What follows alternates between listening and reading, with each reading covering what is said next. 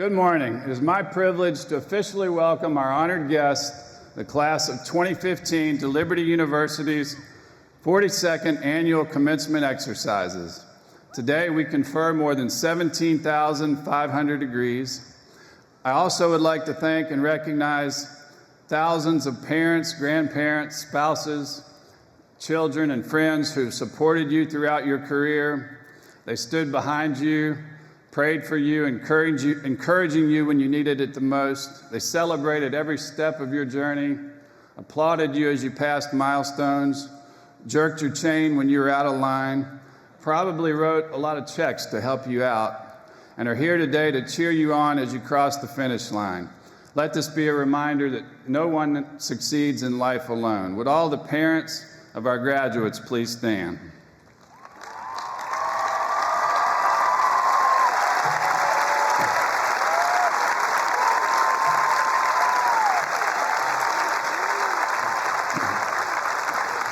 Thank you. Many of you, like me, are motivated, inspired, and lovingly supported by our spouses. Since they are all of our unsung heroes, it is important that we take a moment to recognize them. Would the spouses of all of our graduates please stand?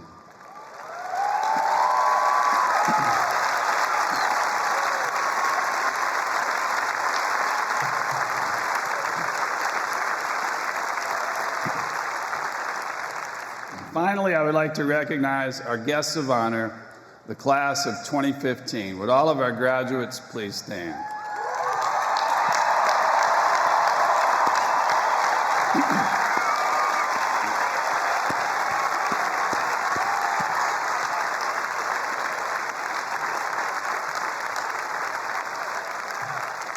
We are so proud of you and thank God for each one of you.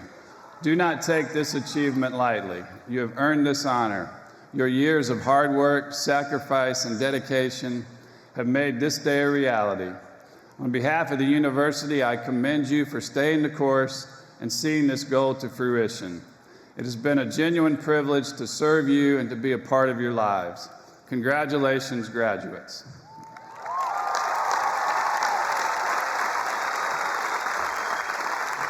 Please be seated. Out of those 17,500 graduates in the class of 2015, there are more than 7,700 earning master's degrees and 550 earning doctoral degrees today, including 60 from our School of Law. 4,800 members of the class of 2015 are graduating with honors, and over 1,000 with a perfect 4.0 GPA.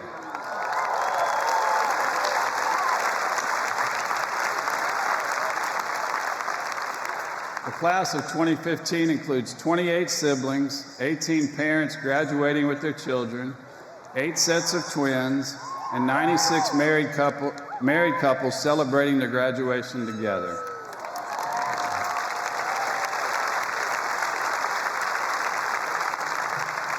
I'm very proud to say that the class of 2015 includes more than 5,400 who have served, are serving, or who are married to a service member in our nation's military.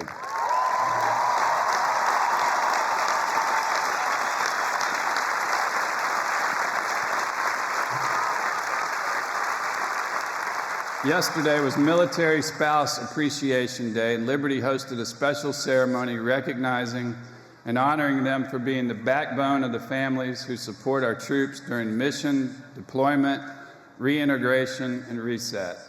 They are the silent heroes who are essential to the strength of the nation, and they serve our country just like their loved ones.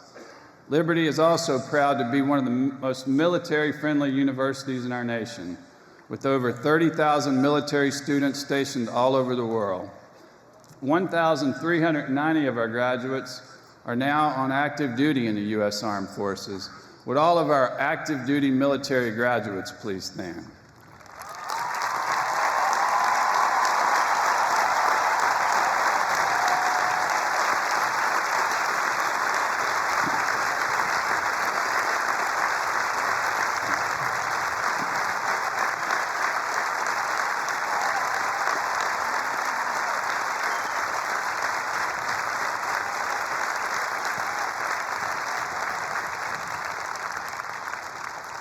On behalf of Liberty, I would like to thank you for all you have sacrificed for your country and for all you do to protect our nation.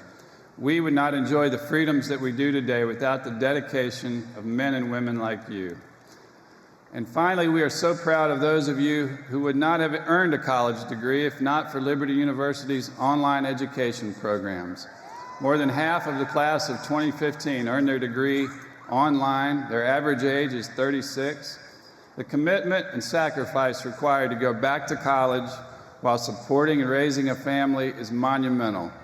And we salute all of you here today who dared to face that challenge and who are now reaping the reward. Please give our online graduates a hand of appreciation.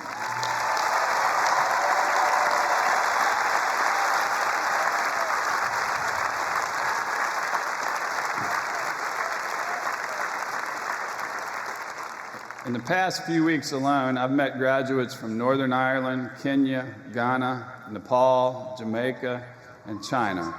There are graduates represented here today from all over the United States and across the globe.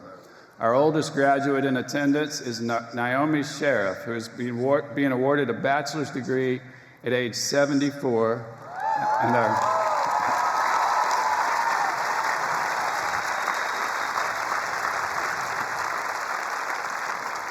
and our youngest graduate is August Craven, who earned her bachelor's degree at age 18.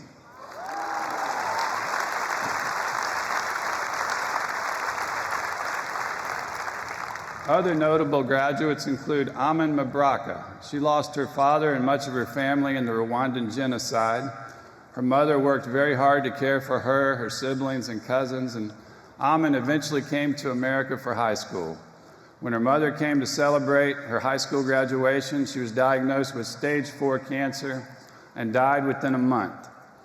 A local family heard her story and offered to pay for Amin to attend Liberty.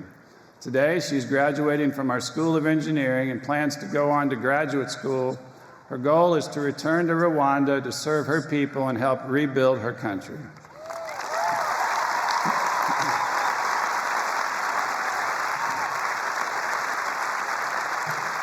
Mark Simpson was born in India with badly deformed legs. Cheryl and David Simpson adopted him from an orphanage in Mumbai at age 2. He suffered through terrible pain for years until he and his doctors decided to amputate his legs at age 17. Mark studied criminal justice before becoming a youth ministry major when he realized he had a gift for public speaking. Mark perfected the art of walking on his hands and even climbed the 4,000-foot sharp-top mountain here while a student. I regularly hike that steep mountain trail, and I can attest to how challenging it is. I've been impressed by Mark's friendly demeanor and outgoing personality. Today, he is graduating from Liberty and has already landed a job. Mark, we congratulate you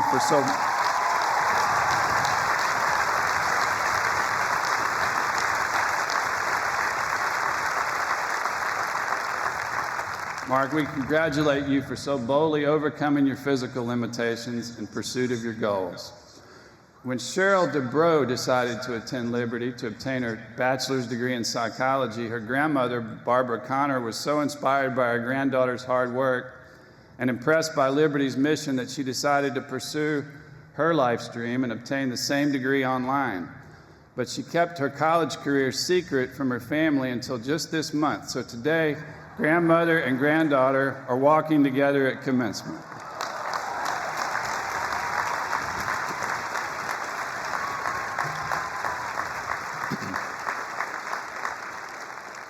Former Congresswoman and presidential candidate Michelle Bachmann is here with her family to see her daughter Caroline graduate with a double major in business, finance, and marketing. Congresswoman Bachmann has addressed students in convocation and has visited campus many times. Would the Bachmann family please stand, and congratulations, Caroline.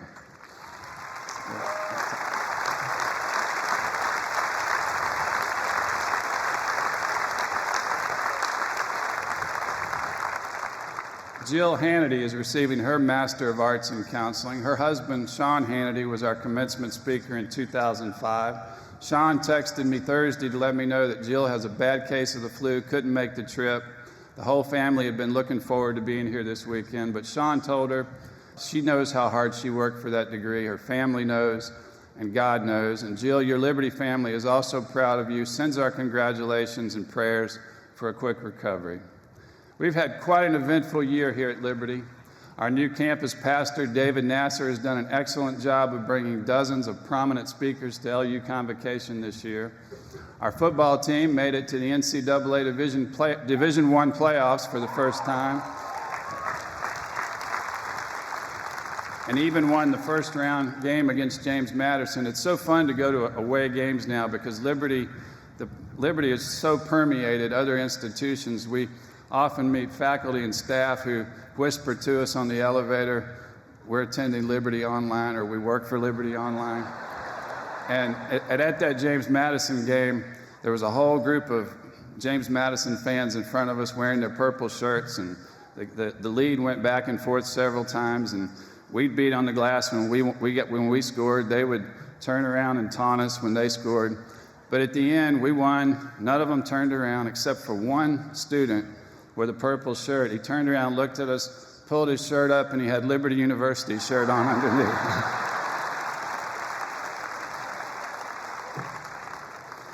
Also, our women's hockey team won their first national championship this year. The list of athletic successes by our NCAA teams, our 20 NCAA teams, and our 32 club sport teams is too long to recite.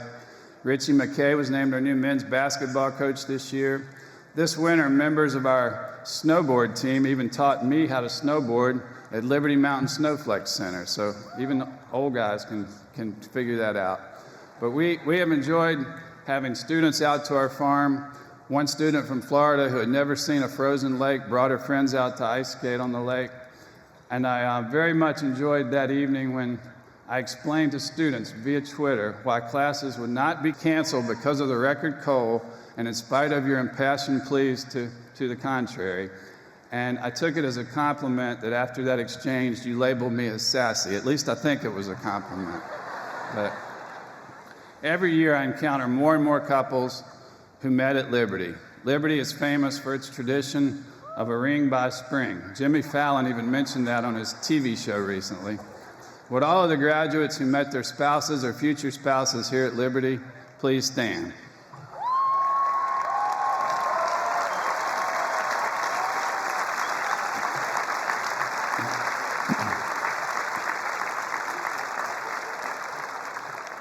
Becky and I were honored to be invited to witness Caleb Bennett propose to Savannah Hazinga, both graduating today, in one of the owners' boxes at a Dolphins-Bills football game in November. Savannah's family happened to be the former owners of the Dolphins and the Marlins, and it was a real treat for us, especially since Liberty alum Walt Aiken is now playing for the Dolphins. And the Hazinga and Bennett families are with us today on the upper level to my right. If you guys would stand and wave at us, please. We are privileged to have all of you with us, and congratulations to Caleb and Savannah.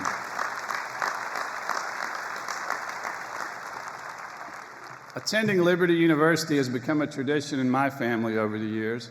I attended Liberty before going to law school at the University of Virginia. My wife, Becky, my sons, Trey and Wesley, all attended Liberty, and my 15-year-old daughter, Caroline, can't wait to attend Liberty. My brother, my sister are both alumni. Even my mom attended and graduated from Liberty later in life, as many of you are doing today. This is a special day for us because Trey's wife, Sarah, is graduating.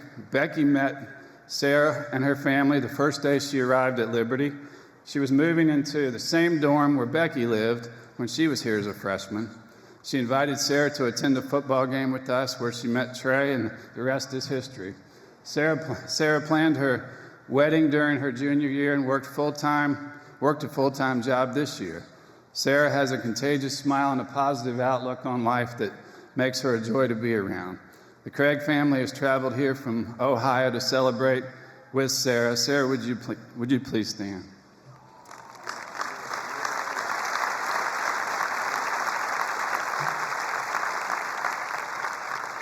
Also graduating today is Laura Grumble. I'll tell you who she is in just a minute. Laura, would you stand?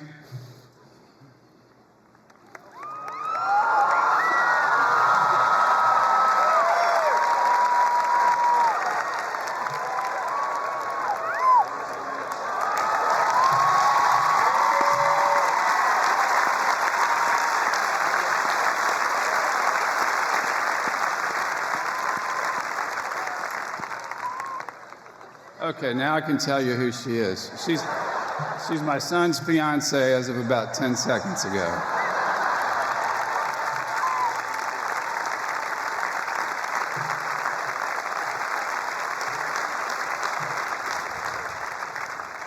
Congratulations, Laura and Wesley.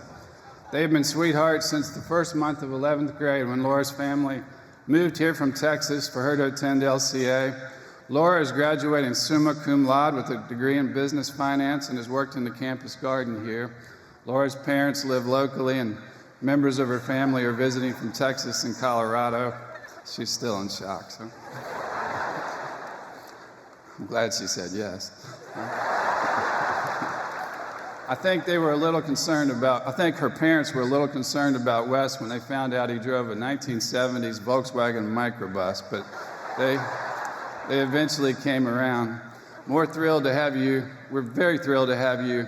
Could not be more thrilled to have you, Laura, joining our family. And Becky and I have grown to love both Sarah and Laura like our own kids. Congratulations to both of you on your graduation.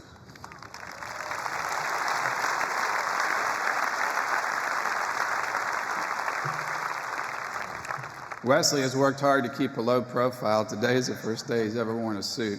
So we were all shocked that he decided to propose in such a public setting. He's taken a break from school over the last year to work as a welder. In fact, he built the desk where I prepared my remarks for today's ceremony. But Becky and I are almost empty nesters now. Only Caroline is still at home with us. And for the first time, I'm outnumbered by the ladies in the house. I have to be a little more civilized now, but but I'm so proud of Caroline, and she's super smart, super sweet. When people ask me which one of my sons is likely to succeed me as president, I say Caroline.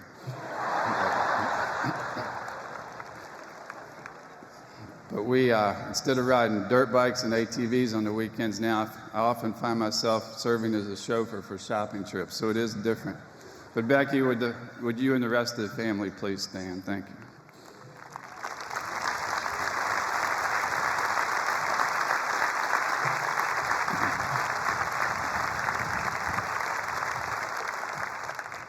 Today we are awarding 7 posthumous degrees, represented by the empty chairs draped in graduation regalia in front of me. As I recognize each graduate, I ask that their families please stand. Please hold your applause until all 7 degree recipients have been named. Eddie Finch will be receiving the Master of Theological Studies. Eddie's mother and 2 other guests are in attendance. Latoya Smith is receiving the Education Specialist degree. Latoya is survived by 13-year-old twins who are the loves of her life. Her mother, along with 15 others, are in attendance today. Latoya was a tenacious advocate for education and was dedicated to her profession. Tashala Thomas is being awarded the Master of Science in Nursing. She was in a car accident that took her life on March 18. Tashala leaves behind 2 sons, ages 3 and 8. Her father, along with 20 others, are here in attendance. Jonathan Gregor is receiving a bachelor's degree in business today. He was killed in a train accident here locally in the fall.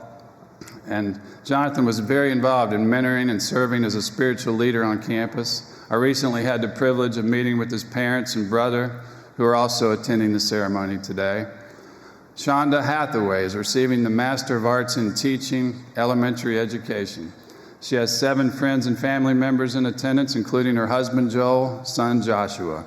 She had planned to use her education to start a foundation to serve children with special needs.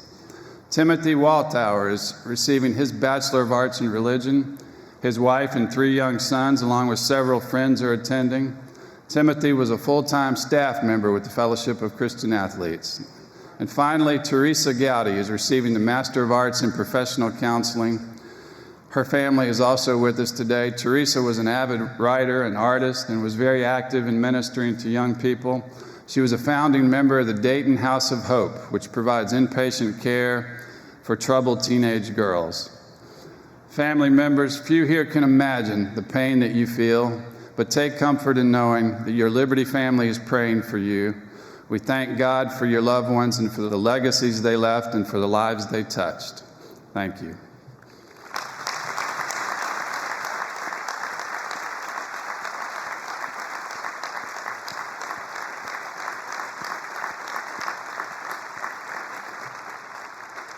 You might have noticed on the screens before the ceremony today that many of our students participated, along with Becky and me, in the Ice Bucket Challenge back in the fall to raise money for ALS victims.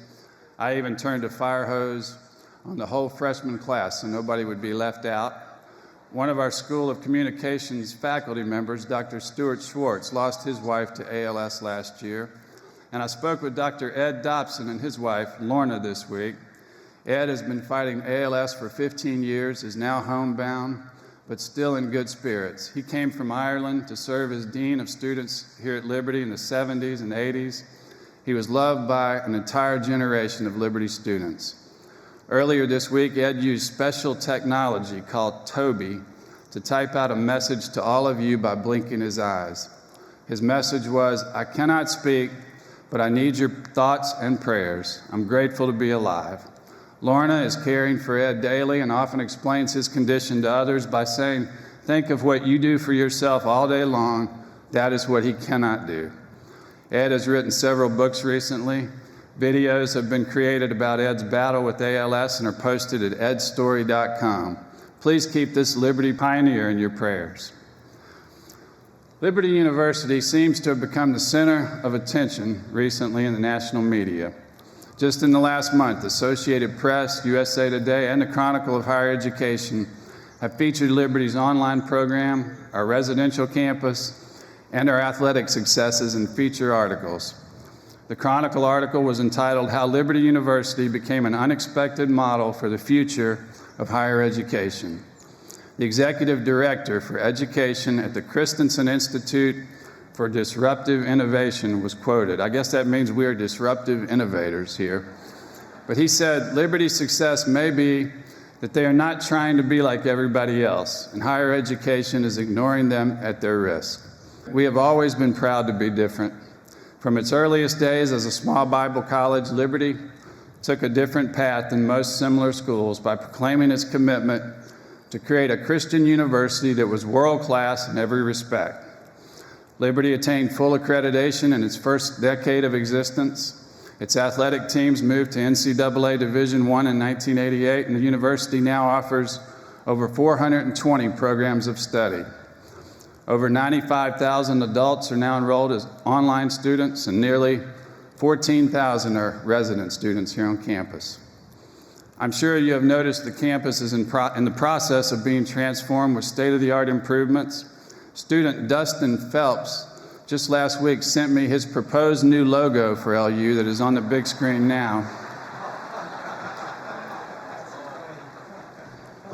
I hope he's a graphic arts major. That's very creative. I want to stop here to thank all of our residential graduates for your patience and understanding through all the construction projects over the last 4 years. The completion of the first of those major projects, the new library, has transformed the academic landscape of this university, and we're looking forward with great anticipation to the completion of the new Science Hall, the School of Music, the Campus Center, the School of Divinity Tower, and the new academic lawn, to name a few of the exciting projects underway. We have stated repeatedly since 1971 that Liberty's goal was to become for evangelical Christians what Notre Dame is for Catholic students, what Brigham Young is for Mormons. I recently spoke with John Garvey, president of Catholic University of America in Washington, D.C. That's a university that has built a solid academic reputation over the decades and has done so while remaining true to its spiritual roots and the doctrines of the Catholic Church. I was pleasantly surprised and honored when President Garvey told me that his board's vision for Catholic University of America was to become for Catholic students what Liberty University was for evangelical students. It